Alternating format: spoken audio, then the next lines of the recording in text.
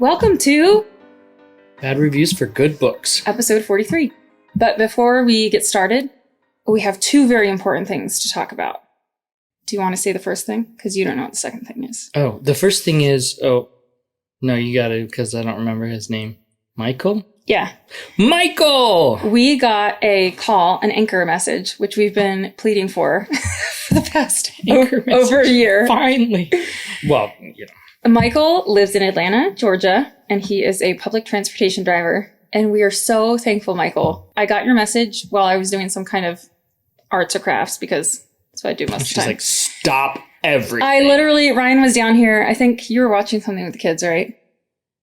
Probably Adventure Time. Yeah, and I was like, pause it. I literally came down the stairs giggling. Was I giggling? Or something akin to giggling. I was like, did we win the lottery? Yeah. And I was like, we got an anchor message. I was so excited.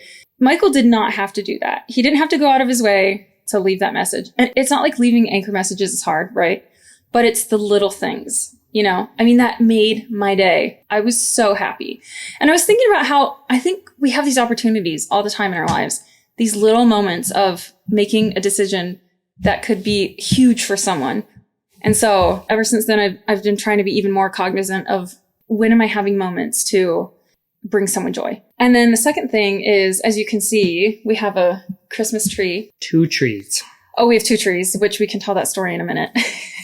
It's not been a secret that we're Christian, but I did want to say during this holiday season, and I don't know how to say this to not make it sound awkward. Jesus rules. No, that's not what I was going to say. Oh. No, I was just going to say, I hope everyone who comes to our podcast and listens knows that everyone is welcome here, no matter your race, religion, creed, whatever it be. I actually find a lot of comfort and growth in talking to people who don't have the same stuff. Yeah, as me. I can't think of the right word. Okay, I won't go into the details, but basically, I love the Hanukkah story so much. Did you know that the past few years I've made it a point to read to at least my youngest, because it's a beautiful story. I think that within all the religious traditions, there are just really wonderful, wonderful things that can be gleaned. And I think even outside of religious traditions, people who just, really appreciate nature or find their peace through yoga or whatever their practice is, I guess my whole point is, even if you're not Christian during this holiday season, I just happy holidays. And we're happy you guys are with us. And we hope that you never feel like we're trying to push our Christian agenda. We just love you guys. So anyway, Ryan will tell you our Christmas tree story, and then we will. It's not really a story. Oh, it's a story. We were driving by this place. I need to preface all of this by saying, if Ryan could make a profession of Christmasing, we would be super rich. He loves Christmas. Think of the person that you know that loves Christmas the most. He loves it more than that person. He's very thoughtful in his gifts. He likes to decorate. He's totally in the Christmas spirit. And growing up, did you always have a live tree? Mm-hmm. We always had fake trees. So I just kind of assumed that's what everyone did. And then when we got married, Ryan's like... At one point, your parents had an umbrella plant instead of a tree. So it was called an umbrella plant? Probably. Yeah, Ryan was like... Ryan was like, gifts under a house plant. He was like, where do I put the gifts? And my parents were like, under the Christmas bush or whatever it was. And he was like, what? Blasphemy. What have I married into? Yeah. I think that was our first... No, that was our second Christmas together. Anywho. Yeah. We were going by this place and I was like, because trees, am I right? We've talked about this before. This year, they're so expensive. Their smallest ones were $50. And I was like... Live trees. Yeah, live trees. Yeah. And I'm all about destroying, nature. And so I need to get a live tree. And I was looking for free bushes or branches. I feel like if someone's not watching this, they might not know that you weren't serious. I mean, that you, yeah. You're like, I'm all about destroying nature. And they're like, oh my gosh, I can't listen to this podcast anymore. Ryan's about destroying nature. If they're in episode 43 and they haven't figured out that I'm a little What if sarcastic. This is their first episode? I'm sorry about that. Then welcome. I'm not a horrible person. Okay, sorry, go ahead. So I kept bugging this guy. I'd go every time we passed by there. I'd be like, do you have any branches for me? Any free branches? So sweet, yeah, guys, they're right? They're out back. He would take the branches for the smell because they smell so good. Mm-hmm. Except a few days ago, there was a fatty tree over in the branches pile. I'm like, is that a trash tree? Can I grab that? And he's like, fine. I'm like, yes, free tree, baby. So it's not that great of a story. Well, the story is then that Ryan like shoved it into the back of our van and displaced several children. And I was freaking out because there was someone behind us trying to get into the Christmas tree place. And then Ryan's like shoving the tree in and our kids are like, Daddy, no, Daddy, why are you getting this tree? And one of our children was like, please don't get it. Please don't. I'm like, what? What's wrong with you? Yeah. And they thought that there might be parasites or something. Like, if it was in the trash, there might be like little bugs on it. Like, which, I mean, that's a legitimate thought, right? No, like maybe that's why it's not a legitimate thought. Anyway, we haven't seen any bugs and we've had it for about a week. So I think we're in the clear. Yeah. Termites? I don't know. Like Christmas tree bugs. I don't know. That's a thing, anyway, right? We got a smelly tree and a pretty tree. Yeah. So we have 2 trees up in our living room. This is our fake one. All right. On to the real stuff. Hellread said. Hellread? Hellread. Okay. Basically a bunch of short stories that end before they start, yet somehow still overstay their welcome. A bunch of short stories that end before they start. Yet still somehow overstay their welcome. I can't even imagine what that is. Here's a quote from the book. Okay.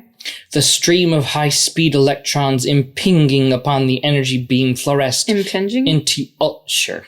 Impinging upon the energy beam fluoresced into ultra-spicules of intense light. The beam stretched out into shrinking nothingness, a glittering with dancing shining motes. Unfortunately, this is how What? I'm going to stop talking now. Because that was your review. No. Why'd you say how I... I'm not going to tell you. I was going to say something. No, I don't know. I don't know what I was going to say. Wait, is this a book I've read? Probably not. This makes it so hard for me when you do books I haven't read. Probably saw the movie. So I know that it has a movie. Yeah, you know this book. Fairly certain. Oh, that's what you said about The Shining. The Shining. You knew about it. I knew that there were little twins in it. That's the only thing I knew about that movie and book. All right, go ahead. Frank said, this author is quoted as saying that the screenplay was based on his book. Would lead to the first really adult, complex, worthwhile science fiction movie ever made. Frank's That's offensive. I can't take this serious. If the screenwriters of the actual film would actually have adhered more closely to the book, I suspect we'd have a tedious movie. As it was, the result was okay. And hey, it had Will Smith. Will Smith? Big clue. Oh, is it, okay. It's, that zombie one? Nope. You're thinking of I Am Legend. Yeah, that's what I was thinking of. That is a book though, right? Yep. Oh, wait. It's an awful book. Is it like, it's like Independence Day or something? Is that a real book? I don't know. No. I'm trying to think of what Will, I'm like Men in Black. Was that a book? I don't think that was a book. I think that was a comic book originally. Oh, okay. All right, go ahead. All right, so this is my review. Oh, so you read it. Okay. I did read it Okay. not too long ago. Yeah, you're more into science fiction than I am. The first story was meh, and they only got worse. The writing is almost all melodramatic dialogue discussing the current mystery. This felt like a vehicle for the author to explore his pet logic puzzles. They were sort of interesting until they pulled the solution out of the air at the end. I simply remembered that convenient, nonsensical answer. Some X-Men Vagina. That's it. Every time. My library loan ran out before I could finish the last story, and I'm not exactly distraught about it. So it is short stories. Collection of short stories, but it doesn't say like short stories. Presented like a novel. I'm beginning to think I don't know what this book is. All right, go ahead. Keep going. They'll get more explicit as we grow. As we go. As we grow. That kind of explicit. Allopexin said, I especially loathed the portrayal of Sarah Calvin. Why? Because a woman who comes to a position of power must be a sociopath who likes robots better than humans and who consequently ended up dying alone. I, Robot? You got it. I haven't seen the movie. I didn't even know Will Smith was in that. But you knew I, Robot. Because, well, I didn't recognize the Sarah name, but it said robots, and I was like, that's the only thing I could think of that has robot in the title. Robot. I, comma, robot. I know nothing about this book and movie. Well, I'm about to tell you. All right. Well, so everything I say has to do with just human nature, which, I mean, Human most of the time, nature. yeah. Jada nature. Not robot nature. You're fun. Okay, this is Lost Account. Just guys talking about robots. Why didn't you laugh at that? That's better. Okay, Connor says, a book about robot psychology is about as dumb as that sounds. And Wesley comments on this. Oh, yeah. So there's a lot of snotty, hoity-toity comments at the end. Like AI people, like yes. who work in AI. Oh, no. People that are obsessed with Asimov. Oh, yeah. Wait, what's the... Isaac Asimov. Has he written other I stuff? don't know if that's how you say it. I vaguely know his... Asimov, I feel like I Asimov. know his name. So I learned a new word. A bad word? No. Okay. I do learn those every once in a while. Yeah. You do work in the Philly airport. Pedantic. Yeah. I didn't know about that word. I looked it up. Wait. I think I know what it means. I feel like I do this all the time and I'm wrong. Isn't pedantic like somebody who is a suck up kind of? Pedantic is someone who is a pedant. A pedant? Pedant. A pedant. Because it's pedantic. It's a pedant. A pedant is someone who is overly obsessed with facts and showing everyone that they are knowledgeable, that sort of thing. Yeah, that's not. So that's what these comments are. Like someone writes a funny review and then someone comments like, oh, well, actually. With their fish face like. Yeah, so you have to read that one down there like with a. Okay. Wesley. Sorry. Well, that's because it's not about robot psychology. Sorry, I'm laughing for no reason. It's about human morality and how difficult it is to define rules that apply in all cases. It also presents moral dilemmas about the value of an intelligent life and how technology can be used for good or evil. Shut up, Wesley. Pedant. That's what you are. Pedant. Pedant. I should do this in a Jennifer Coolidge voice. I haven't done Jennifer in forever. Usually the shorter ones work better for that because after that's like true. several lines of Jennifer Coolidge, you're like, I think I'm losing it. I'd forgive it in a book that was written in the 50s that was supposed to take place in the 50s. But this guy couldn't imagine that maybe, just maybe, 50 years in the future, if we had invented robots, she said robots. What's a robot? That could talk and walk and mine asteroids and whatnot, there might be some women who are both intelligent and capable of a successful romantic relationship. All the men in Asimov's future are hot-headed donkeys. And all the women, both of them are shrews. Asimov. Yeah, special. All right, so when was this book written? 40-something. In the 40s? Okay. Really? So, is he still alive? He died in like 1992 or something. Was the movie made by then? No. That is the artist's dilemma. It's like their work never gets famous until after they die. No, they were very famous when they were alive. Oh, he was? Yes. So MIT Technology Review had a little article about whether we need the 3 rules of robotics. So he has that in his book. There are 3 rules of robotics. Like in his book, or in this is just in general? There's 3. In his book. Oh, okay.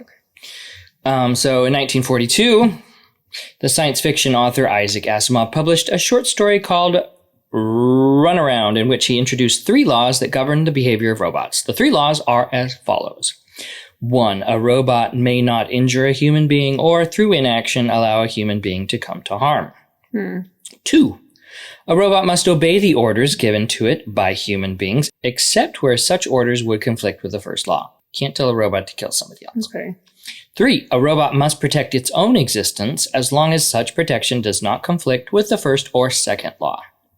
And then later, Asimov introduced a 4th and 0th law. 0th? You heard that correctly. 0th. That outranked the others. Wait, is that even a word? They just made it. Asimov, he was so egotistical. He made up all kinds of words. Actually, he coined the word robotics. Really? He didn't say robot, but he started robotics and the positronic brain and stuff. Stuff that's like used like quite a bit. That's interesting. Nowadays. I did not know that. All right, the 0th law is a robot may not harm humanity or by inaction allow humanity to come to harm. So if you remember the movie. I didn't see the movie, but you're talking about. I think it's the last story, is about a robot that's like missing or something. It's called The Lost Little Robot. Mm-hmm. At some point, the punchline is, this robot was going to try to kill humanity, or no, enslave humanity, because that would be the best way to protect them. Oh. And that's what the movie's about. Sorry, spoiler, if you haven't seen the movie. They're like, who could it be doing all this horrible stuff? Oh, wait, it's the big mama computer that's trying to control everyone and enslave humanity. But you know how we do bad reviews for good books? It sounds like this is a bad book. Yeah, well, you didn't like it. No, I didn't like it. If we don't like it, it's not good. This is correct. I'm just kidding. Except, millions of whatever first 5-star reviews. Yeah, there's probably people. Oh, how many 5-star reviews were there? That was another thing I was going to ask. A lot. I don't remember. So many. Okay. So many. Anyway, so I guess the 0th law is designed to keep that from happening. Yeah, but not really, because it still is like, what constitutes protection? It's like according to humans. Do you know what I mean? Because if that robot was like, this is the best way to protect people, then it truly believes that it's following the code. Yeah, that makes sense. Maybe so that's I'm saying not that what I that's thought still it was. that 0th rule is like, which confusing. Then I don't think often about AI stuff because I'm not really into that nerd stuff. But I do. I'll say thank you, Siri. And she doesn't never respond. I don't know why. In case you're wondering what is dangling from Jada's ears, dehydrated limes. Because I'm special. She made them herself. Yes, I did. Aren't they lovely? And if they fall into her drink, it's okay. So be it. It'll rehydrate. It'll be so delicious. Anyway, I was saying that I don't often think about AI stuff, but then this leads to the question of what makes a human human? Is it the body parts? Is it like sentient consciousness? Do you ever think about that? No. I mean, I would think that these are the kind of questions philosophical questions they tackle in these kind of books. Yeah, it's full of this garbage. Okay. So MIT continues, do we need a set of Asimov-like laws to govern the behavior of robots as they become more advanced? Because they're becoming more advanced. Mm-hmm. And so apparently there was these people called Ulrich Barthelmess and Ulrich, they're both, one's Ulrich and the other's Ulrich. Oh, that's like, I have 2 grandpas who are both passed away, and one is Roland and one is Roland. It's crazy, right? Coincidence? I think so. Yes, Yes, yes, it is. Anyway, they're from the University of Koblenz in Germany. They review the history of robots in society and argue that our fears over their potential to destroy us are unfounded. So everyone can take a deep breath. AI is not going to destroy us, according to these 2 people that are in Germany. Do you think the AI would ever be able to be that advanced? It seems like if humans are creating artificial intelligence, the AI should only be able to be as smart as humans, the humans that are creating them. Not if you train it to learn faster than we do. It's like learning. Algorithm. Yeah. So Asimov's laws are not needed, they say. So we're cool. Here's where the word robot comes from. This is like trivia time. This is fun. It comes from the Czech word robota, meaning forced labor, which first appeared in a 1924 play by the Czech author Karel Čapek. Huh. I did not know that. So, and also those people in Germany said that fear of machines is rooted very deeply in our culture because, well, even in the 18th century England... Wait. When he says our culture, he's talking about German culture? I think in... Just human culture? Western culture. Because Japanese and Asian communities seem to be a little less wary of machines. Are people actually scared of machines? Yeah. Well, people are freaking out about actually? Yeah, like some people, weirdos. Huh. They're worried that that machines are gonna take over the world. It's a thing. That's why there's so many movies about it. Wow, I didn't. But in 18th century England, people began a movement to destroy weaving machines because which became so grave that Parliament made demolishing machines a capital crime. Oh my goodness! You destroy this machine, You destroy this machine, we're going to kill you. Ayo, we have like a Sleeping Beauty sitch going on here. Yeah, right. This is Mellifluous Grant. This book made my ears bleed. But then it says figuratively. I wish I hadn't read that. Thanks, Mr. Junblut, for the recommendation, or not. Who's Mr. Junblut? Probably his teacher. His teacher. Or her teacher. That would be terrible if a book made your ears bleed. But also, was it the audio? Because it's like they're reading and they're like, ah! You know, I'm just curious about how that works. Okay, this is Grady 1119. It's like, I'm just wondering, were there like 1,118 other Grady's? That's like the soonest number that they could get. They're like, well, I guess there's a lot of Grady's here on Goodreads. There was Speedy, who was a robot used to gather selenium and eventually went crazy. There is Cutie, who believed that an energy converter was his master and that the master created all things, even humans. There's Dave, who did psychotic things when no one was around to control him. And finally, there was Herbie, who could read minds and eventually became too much for the people to handle, and Susan Calvin destroyed him. This actually sounds pretty fun. I like the name Cutie. Cutie. All right. Oh, this is still Grady. The main reason I didn't like this book is probably because I did not know what they were talking about. If you were in middle school, I really don't think that it would be a good idea for you to read this book. If you read this book, which I highly suggest you don't, and you like it, which I highly doubt you will, you can check out some other books in the iRobot series, such as The Complete Robot.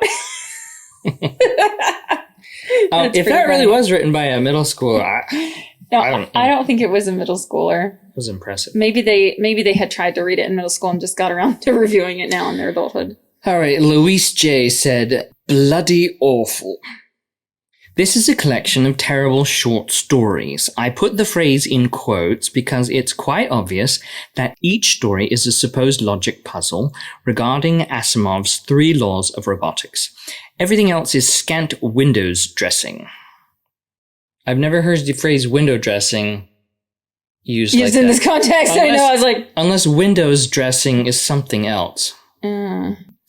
Plot-wise, things are pretty painful. For example, we have a story about a man running for political office who is accused by a person with special interest of being a robot. The characters from the US robotics company are then involved because just in case he might be a robot, they have to prove he's not a robot. It's like saying that because someone is accused of being a space badger, that we must prove they are not a space badger. The people, the scenery, the action is all incredibly unrelentingly boring. If this collection achieves one thing, it's that it makes me believe that a robot wrote them. Then we have the characters who are completely one-dimensional, caricatured, and mentally unbalanced. Almost every single engagement between human characters leads with their becoming immediately ferocious. See how many times you can spot that word and similar ones. I'm curious about how you prove that someone's a robot. Blade Runner, I think it was. Robots are like, they're organic. With like human organs. And the only way that they can tell a robot from a human is to do a special test, like a what's the word? A special empathy test. Oh, well, what if somebody's like a sociopath? Then they're like, oh, you're a robot, you die. Right. That's kind of a fun concept. Okay, go ahead. Luis continues, the dialogue is painful and everyone seems to be jumping down one another's throat for absolutely no reason. Moreover, many of the stories follow 2 characters whom I like to think of as dumb and dumber as they seem to know so little of their craft. Okay. I thought that when I read it too. I'm like, why are these guys fighting again? Like they're screaming at each other. It's like, what's the deal? There's no reason to be screaming at each other. Because, you know, they're having emotions. That's like Orson Scott Card, some of his books. All of a sudden, they're like angry and fighting. I'm like, wait, what? What just happened? Just because there wasn't enough conflict? So and he's like, hormones. Inventing something out of nothing. This is Loafy Cat. Sorry. The mechanical jargon seems like a SNL parody. Each short story also follows the same exact formula, to the point where they really might as well be the same exact story.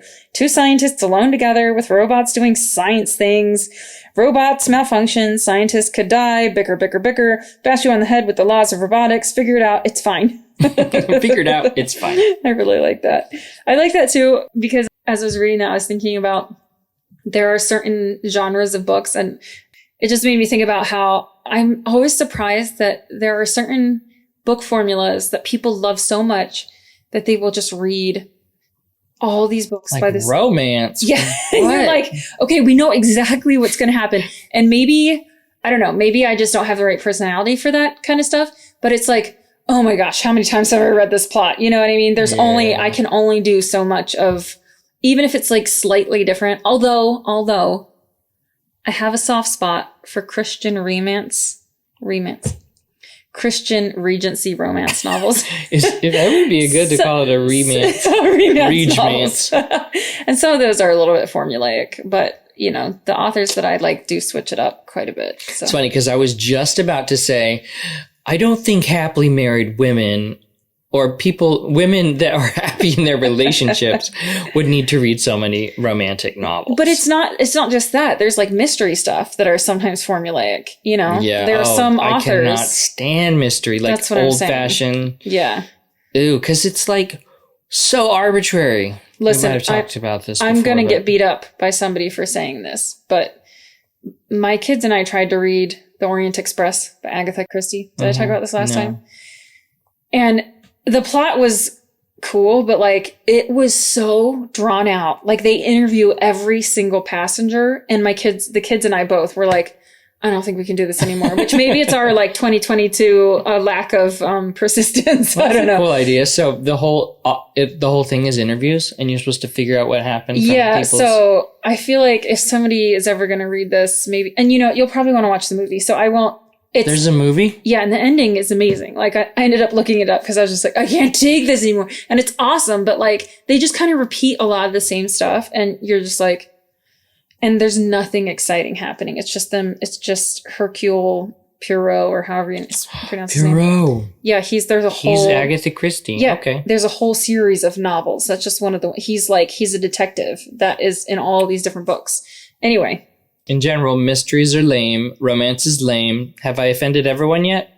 What else is lame? Christian Regency romance novels. There's some pretty good ones. I don't know. Because what I like about those is they find a way to make, the littlest things tittillating. It's like, is that not the right word for it? No, that is. Oh. But like, what kind of little things? It's like the way she batted her eyelashes or something. Like, I'm saying? Like, writers now, they're just like, and then they had sex, There was so much sex. Graphic sex. And you're just like, what happened to the bygone era where it was like scandalous for like. She showed her ankles and everyone's like, ooh. I know.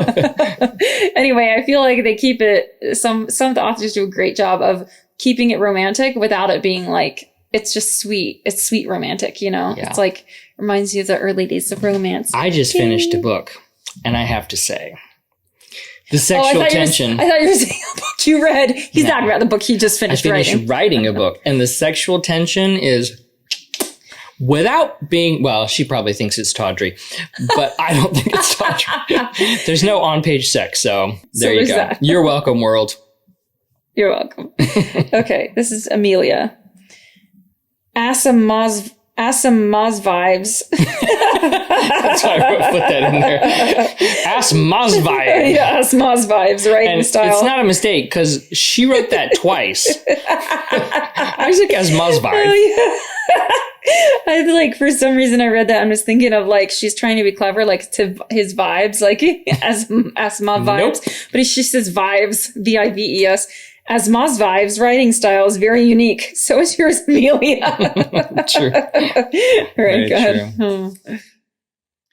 JP said, it was amusing to think that at this time, Asimov thought we would have... I cannot hear his name and not think Asimov vibe. Asimov vibe. Asimov vibe. Okay, go ahead. It was amusing to think that at this time, Asimov thought we would have... Yeah, I'm sorry, I promise I will really try hard to stop. Asimov thought we would have only 3 billion people. Oh my goodness. I'm sorry. Okay. Asimov vibe. Okay, go ahead. He thought, so the actual stories are supposed to take place from the 1980s to 2064.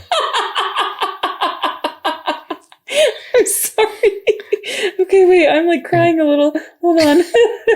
It's not funny. I don't know why I'm laughing. It's okay. It's a comedy podcast. I'm sorry. I'm sorry. Okay. This usually doesn't happen. Time to tweak the medication. Okay, good. All right. So 2064 is the latest that one of these stories was set in. Yeah. Okay. And so this JP is saying that by this time, Asimov thought we would only have 3 billion people on the Earth. Wrong. That those people would be living across the solar system, just Wrong. learning about hyperdrives to go beyond the solar system. That a physical newspaper would be how galactic citizens got their news. That we would travel in jet cars, and that people would still be lighting up a cigar or cigarette in the office in front of their non-smoking colleagues. Oh, and that we would consider robots to be slaves and call them boy. Come over here, boy. I need to give you instructions. That's sad. That's just a sad review. But like, there's no way he could have predicted. No. They're not going to be thinking about. I bet people won't be smoking cigars in their office. Okay, I mean, maybe they should have thought about that. Somebody else mentioned that George Orwell's books, on the other hand, his predictions are becoming increasingly accurate as he goes. So that's cool, I think. That is cool. He has a knack for that. A special gift. A connect. This is Julie. I couldn't even gleefully hate read the book like I did the hysterically awful Stranger in a Strange Land. Have you ever hate read a book? Gleefully? I would love to do that, actually. That's on my bucket list now. The thought of having to suffer through all 9 stories was too much to bear. So I looked up I was going to ask Strangers in a Strange Land. So Robert A. Heinlein. This is a 1961 science fiction novel by American author Robert A. Heinlein. It tells the story of Valentine Michael Smith, a human who comes to Earth in early adulthood after being born on the planet Mars and raised by Martians, and explores his interaction with an eventual transformation of the Terran culture. Sounds cool. I've never even heard of that book. But apparently it's hilariously bad. Well, apparently you could gleefully hate read it. Yeah. So we should look into that. Pretty much what our podcast is about, gleefully hating on... Gleefully hate reading. We just gleefully read. This is very much enjoyable. This is just user, not a killer diller. This book snaps my cap. Not a killer diller. This book snaps my cap. I wanted so hard to make that into a rap, but I just resisted. Are you happy? So much. Thank you. Oh, that means a lot. Do I have to do this one? Yes. This is AJ says... This book is not good. This book is not good. That's the whole thing. I didn't expurgate that one. Yeah, it's just not good. Abridged said, WTF, Will Smith's character doesn't even show up. True. He doesn't. I'm wondering if their name is Abridged. They did that so they could write really short reviews. Because that was a super short review. Or Reader's Digest. What? I remember when I found out that Reader's Digest books were condensed and abridged, and I'm like... Wait, they did that? That was like their thing, I think. I thought it was kind of like short stories, like Chicken Soup for the Soul. You know? Like short stories of like people's... So there's the Reader's Digest magazine. Maybe I'm making this up, but I think that Reader's Digest started because a bunch of people that had ADD didn't know they had ADD, and there was no medication for it. So like, I can't read this whole book. They're like, what I need is a company that'll condense all these to just get the important stuff. And they're like, let's make that company. Reader's Digest just took a bunch of stories and cut them all up and put them together in one compendium. I didn't realize later, that. Are you sure? No, I'm not sure at all. Oh, okay. I'll look into later, this. I think that the magazine came out because people probably stopped wanting to have their, because like, if you want to read a book, you don't want it to be abridged because you feel like you're getting missing on something, which I mentioned, I think, before in this. I would not want to read an abridged book. I've never once been like, I'd like to read the abridged version. Yeah. Although there are some books that have so much information that's not necessary. Mm-hmm. And so that's probably what they would take out. Yeah, in retrospect, you'd be like, I wish that had been abridged. I know. Not beforehand. Yeah, that's true. Because I'm always like, what if I missed the part that would be important for me? Andres says, if you can manage to ignore the horrible dialogue, if I heard gosh or swell one more time, the fact that we are nowhere... the 40s? Yeah, gosh or swell. That's swell. The fact that we are nowhere near the technological advancements the author guesses where we would be at the right now. No Mars expeditions yet. Actually, we do have Mars expeditions. When was this written? That was in 2013. That was almost 10 years expeditions ago. Like, are people being sent to Mars yet? No, it's like the little, like... They're gonna be, though, right? Probably, I don't know. Pretty sure that's a thing. Or the fact that apparently only white Americans are in outer space. Then yes, it's a good book. If this is supposed to be the seminal piece of SF literature, then I would hate to even crack open some SF from the same time period that didn't make the cut. True dat. Ryan hates the word seminal. That's all I got out of that. There's only one plausible use for that word. That's not true. This is Karen. My dad and I were just talking about yesterday. That would be really hard to be named Karen. Karen. Yeah, you know, because when your parents named them that, like, there's no way that they could have known what would happen to that name. Well, it's their fault. Do you think anyone names their kids Karen anymore? Maybe parents that don't know anything about anything. White privileged people be naming their kids Karen still. That's what a Karen is, because that's what a Karen is. Okay, this is Karen. Is that what their definition is? White privilege? Yeah, I mean, I think it's like, yeah, I gather that's pretty much I would say that it's a female pundit. No. Pundit? No, pundit. That's like that's somebody that's like word. Sports pundit. I know, I was like... See how good I learn words? Wait. I gotta remember my word, or it's not gonna be cemented in my word. Panophanous. What's the word I just said at the beginning of the podcast? Oh. Punctifory. No. Perfunctory. That's a good word, too. That wasn't the word. Karen is a female... Pundit. No, that is not the word. It's similar to pundit. Oh my gosh, hold on. Now it's gonna bother me. Come on, Michael. You got this? You know which word I'm talking about? We need a time-lapse video while we sit here and try to think of the word. All right, this is Karen. I fell asleep way too many times on this one to give a doo-doo. It actually says doo-doo. It says D-O-O-D-O-O, and it's all one word. Doo-doo. To give a doo-doo. This is Echo. Echo. I keep... I'm just kidding. I had to do that. Okay, no. I keep forgetting that I looked over at you, and now I'm like, can't wait to see what your face looks like while I'm reading that when I edit the video. I keep forgetting that I don't like Asimov because... Asimov vibe. Because he writes a bunch of short stories that have the same theme and then finds a way to string them together and call them a novel. And Frank is like, actually, Asimov didn't put the short stories together into a novel. That was his publisher. At least blame the right people. Also, what's wrong with a series of short stories? You should research books before you buy them! Frank, go read another Asimov novel. His avatar is Patrick Stewart. Is that the guy's name on... Oh, he's a Star Trek junkie. And Patrick Stewart's like this in the picture. Because Frank is so ashamed of Echo, I guess. It's so fun to pretend I'm better than people. Totes. This is Leah. Jumping Jupiter! Sizzling Saturn! For the love of Jupiter! LOL. Sentimental Surrealist. I recognize that name. Yeah. Haven't we had one of those? I've seen his before. Written with all the grace of someone falling down the stairs. You want to repeat that? Yes. Written with all the grace of someone falling down the stairs. We're like, I just pictured what that would look like before when I saw falling down, and I was like, I just in my head, I was like, iRobot. I just realized with the clock in the back, yeah, they'll be able to see exactly how much you've cut out. Oh, that's true. Be like, what was happening between 1:35 and 1:45? That's funny. This is Philip. Asimov was not alone in totally mispredicting the future, with mankind colonizing the galaxy and mining Mercury by the year 2000, and completely failing to foresee any advances in materials and electronics, so that his robots are largely constructs of iron and wire and maybe state-of-the-art vacuum tubes. State-of-the-art vacuum tubes. This is Joe. Imagine a story built around the periodic table of elements. That actually sounds pretty great. One can be a brilliant man and still write boring literature. I, Robot, is Exhibit A. I see him, says one character. Yes, it is he. Is it he?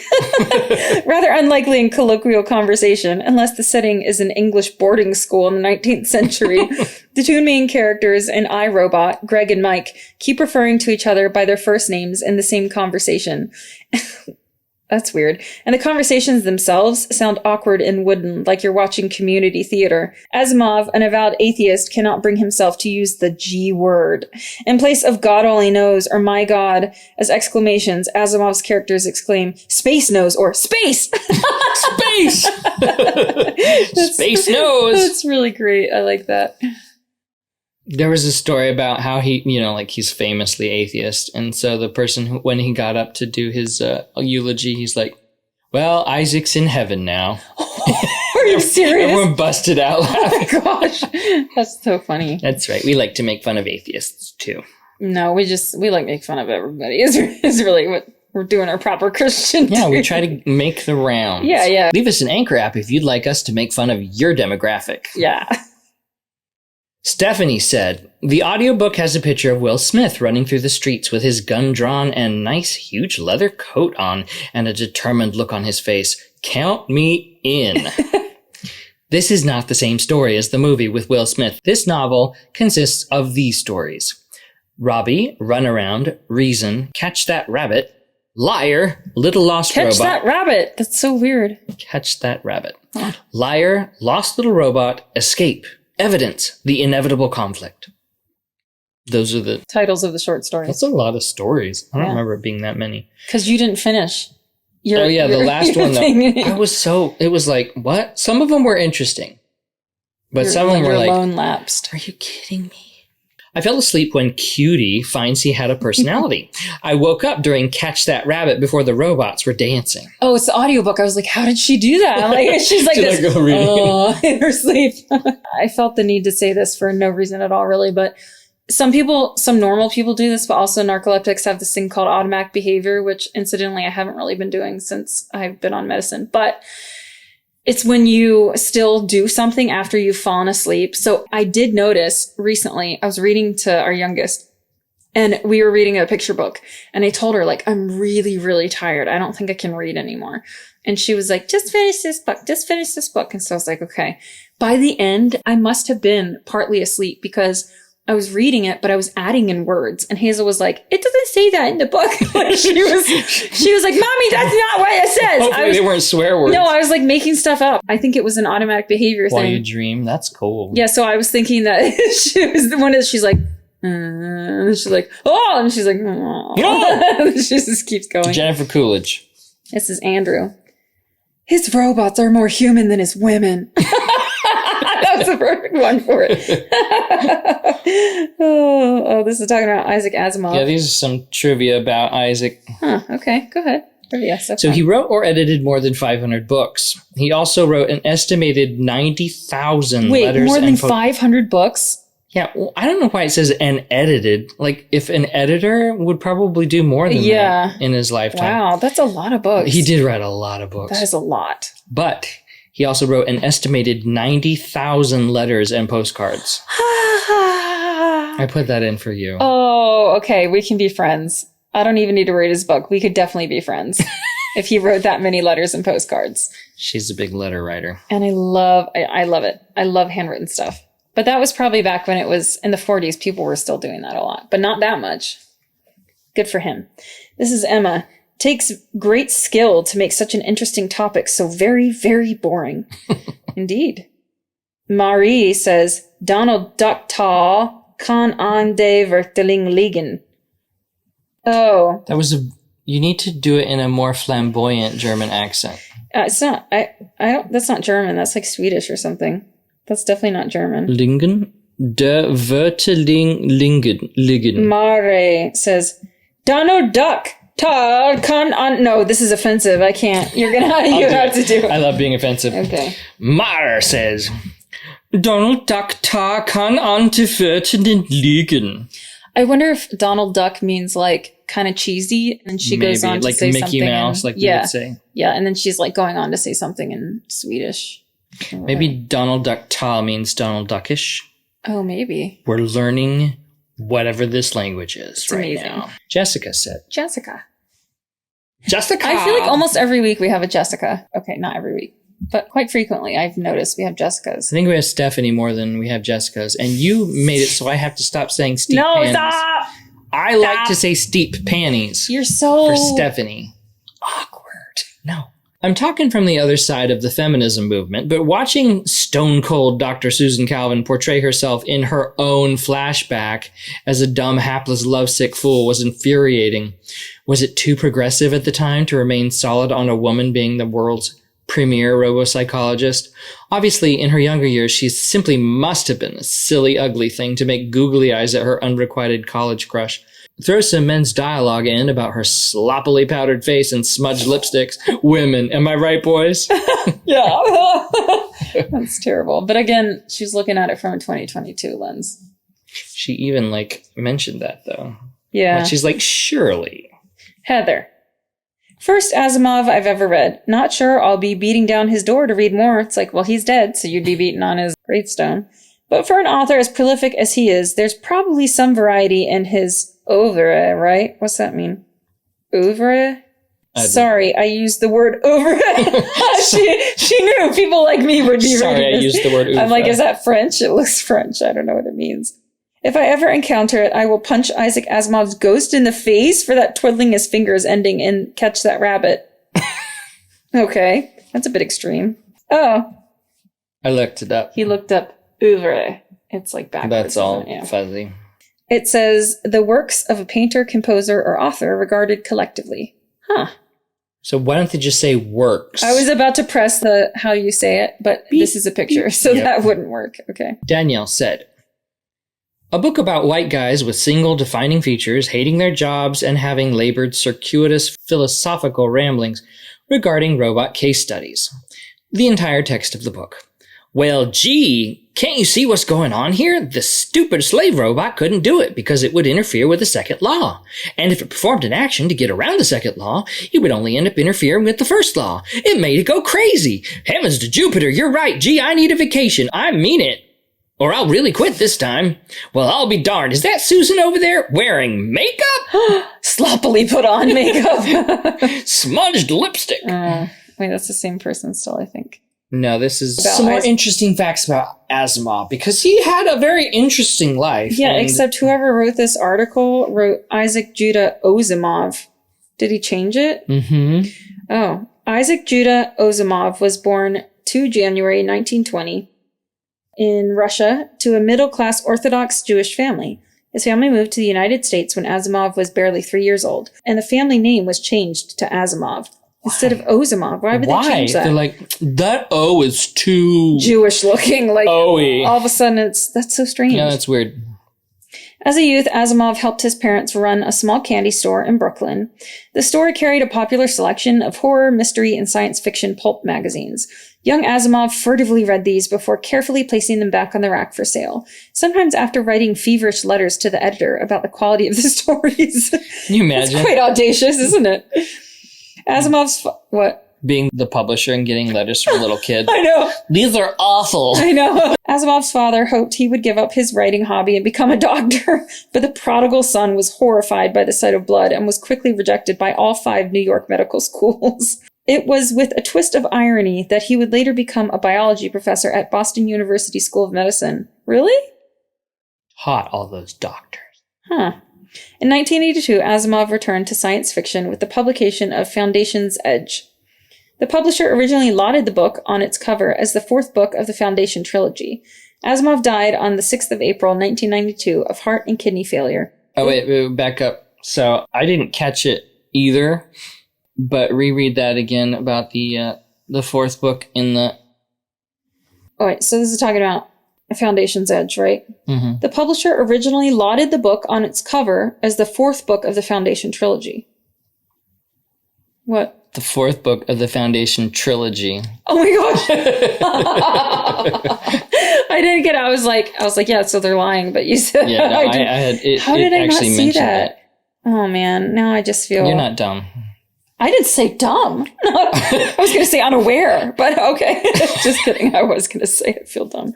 Asimov died on the 6th of April, 1992, of heart and kidney failure, both complications of AIDS, contracted from a blood transfusion given in 1983 during a triple bypass operation. So sad. That is rough. In 1971, he spent Christmas Day creating a textbook index on 3x5 cards before finally being roused to eat dinner and open presents, and this became his happiest holiday memory. That is so sad. He had a wife and kids at the time.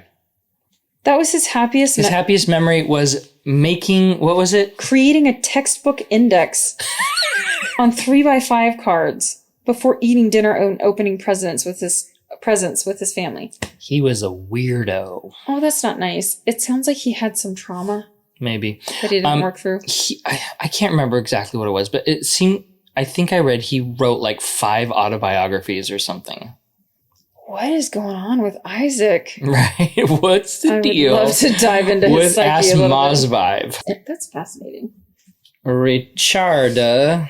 I think that's what that means. Is that like a Portuguese thing? Might be. It's not German. Ricarda, with a little accent over the C, said, several things to consider. No communication devices other than the good old radio seem to exist in the futuristic year of 20XX, but people somehow colonize the entire solar system and space travel is not a big deal. Some robots can hear your thoughts, somehow. Who cares? Just destroy them before you figure it out. Not like it's important or anything.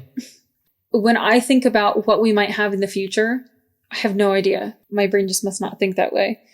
And so I really can't blame authors who couldn't have come up with, cell phones or whatever, because I know we're going to have stuff in the future that it's not even on our radar right now. You know what I mean? Like something that we're not even imagining. That's how advanced it's going to be. Which is ironic because the Foundation, I knew this beforehand because I read part of Prelude to the Foundation. Because I was thinking about reading the books. I just couldn't get through it. But the premise of that series is that there's something called psychohistory. I think that's what it's called.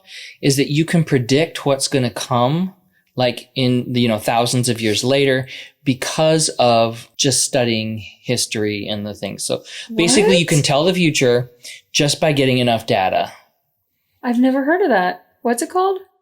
I think it was psychohistory. I'm gonna have to look into that. That sounds That's really probably a real thing, and that's not exactly what it is. Oh, you're saying that it's not a real thing? No, it's not. Whatever he made up is not a real thing. Oh, I thought you were saying that's a thing that people study, and I was like, no, that's like the inciting incident is that he tells the emperor, by the way, the empire is going to be destroyed in this many years if you don't do this. It's going to happen no matter what. Oh, okay. And if you don't make this arc of things like protecting the knowledge, then it'll take thousands of years for us to get back where we were. Whereas if you make the arc or whatever, I see. The foundation, I got then then it'll only take 1,000 years to get back to where we need to be. Which is like big concepts and like what?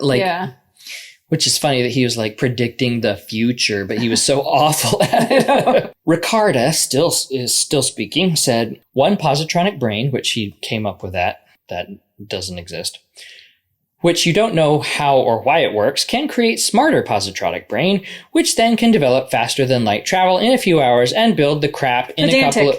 Pedantic! Sorry, it just came back to me. A pedant. Yeah. Which is close to a pundit. Pedant? You said pundit. Pundit. But before you said pundit. Pedant.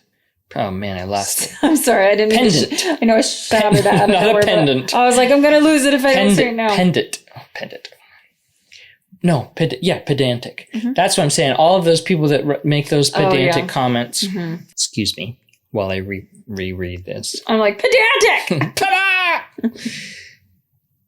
Okay, so positronic brain can create a smarter positronic brain, which can develop faster than light travel in a few hours and build the crap in a couple months from scratch. And none of the humans even bother to check what the flip the robots are doing? Susan says in one dialogue, it would be impossible to palm something merely nearly.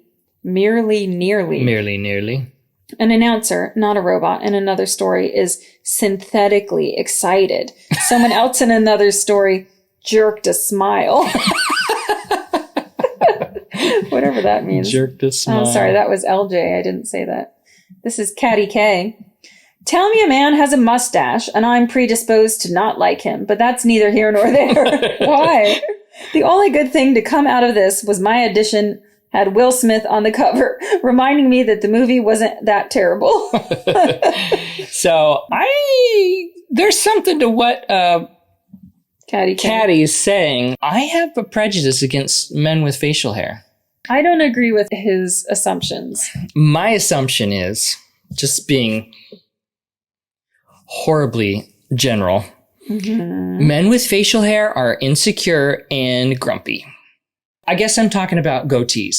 Men with goatees are horrible people. That is not true. That is a sweeping statement. I personally like facial hair. And if you're curling your handlebar mustache, we can be friends, okay? I'm in. All in. Just saying. Putting it out there. I'm not sure why I have an aversion to men with goatees. Probably because maybe somewhere in my past, a man with a goatee yelled at me. You have like some trauma around it that you've suppressed. I'm like, I hate goatees. This is Crate Cruncher. Some of these names I read and I'm like, can we just meet up? I have so many questions about why you chose that name. Crate Cruncher. My favorite was, why do the drawing board men and slide rule boys keep sending us these newfangled robots before they're ready? Because you're supposedly employed by U.S. Robotics as prototype testers? Slide rule boys. Now we're on to Amazon reviews. Jay Weiss says, the title of his review is 300 Pounds. Where are you going with this, Jay? Jay says, this was a really tough book to read, and it was stupid and had no point to it. I think that we, us students, should not have to read this boring book. It made me rethink my life, and now I am scared of robots taking over our economy on Earth. What does that have to do with 300 pounds? Maybe he's... No, don't speculate, please. Donnie B says, misleading intentionally. Do not buy. This is not what it seems. Do not buy. Twice, just very vague. Yeah, misleading intentionally. You gotta give me more details than that. It's not enough. This is JGK. What's that I smell? It's the garbage that is iRobot. The dialogue in this book is so overly simplistic, one would think it's targeted for a grade school student. On second thought, that's an insult to all grade schoolers out there. The robot that reads minds and has a conversation with a roboticist about the fact that she's in love with another roboticist. Are you serious here, Izzy? Izzy. Isaac. Yeah, but Izzy isn't even a nickname for Isaac. Well, she's being silly. Benjamin Kozel says, Asimov cheats, presenting a problem that seems like you could solve it, but then he doesn't give you all the pieces or throws in something at the end that doesn't make a lot of sense. I agree with that, because I was thinking trying to figure it out. It's like, this is so cool, I'm going to figure it out. And then at the end, they're like, I simply remembered that this is most... And you're like, you didn't tell us that! Did not tell us that. That's not fair. That reminds me of Harry Potter, Sorcerer's Stone. I was super excited to figure out that potion thing that Hermione does at the end. I was like... Wait, which book was that? The first one. I thought the first one was called The Philosopher's Stone. Sorcerer's Stone in the U.S. Oh, okay. Why am I thinking of the British But it turns out you can't actually figure it out from the stuff she gives you. Which is like, come on, how much extra effort would have been, Joe, to Apparently just... too much. But, in the illustrated version that came out recently, they actually have pictures of them. So they do? So you can do it. Oh. So, But by that point, I was just bitter, and I was like, I don't want to do it anymore. I don't want to see that picture. I don't care. Forget about it. Was that was the last review? That was the last review. Thank you for joining us today on episode 67. 43. We might be wrong. On episode whatever this is. No, it's 43. 43. Thank you for joining us. Episode 43. As we discussed Asimov's first book. Isaac Asimov's Actually, I don't know if it was his first book. No, it was probably his fourth in the trilogy. iRobot. So we'll see you guys. Go watch the movie. Avoid the book. We'll see you whenever we see you. Okay. Will Smith.